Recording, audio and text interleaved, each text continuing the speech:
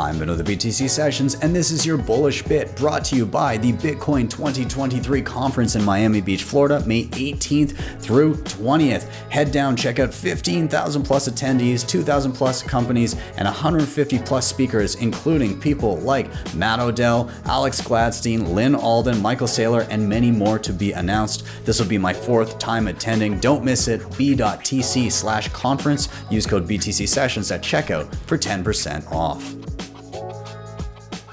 It was a Bitcoiner that I met through like a private one-on-one education session. So I get on a call with this guy the other day. His name is Shane. So the reason I'm so bullish on Shane and so many more like him is he gets chatting with me. He's asking a lot of really good questions that give an indication that he's done his homework and that he's dove down the rabbit hole and he's gotten to a place where he understands, all right, Bitcoin is what makes sense. I don't want any of the riffraff.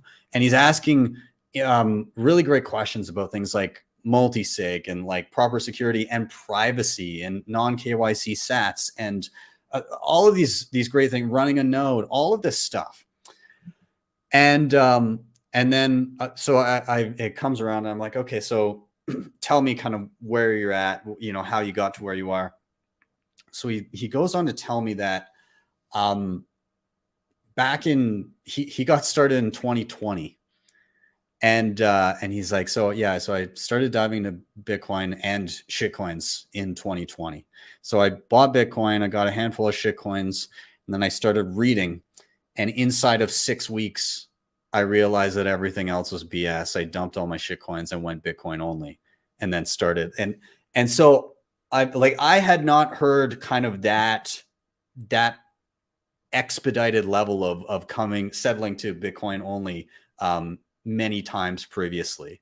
And I had the biggest smile on my face because I realized that the messaging that's being put out there makes sense to newcomers if they come across it. The speed at which somebody can learn and decipher the difference between Bitcoin and everything else, especially the way he was describing it, he was saying, well, I got drawn to Bitcoin because of, you know, the promise of decentralization and all of that. And so that, you know, they have the basic premise because these are the buzzwords that all the shitcoins use as well.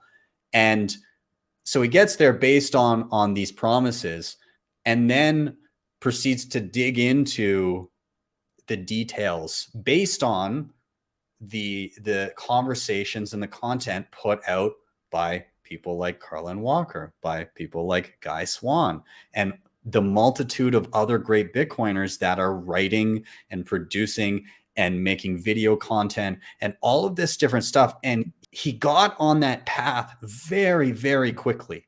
And so I think in the end, my reason for being bullish centers around that all people really need is quality content to understand what's going on and decipher between the reality and the mirage that is crypto.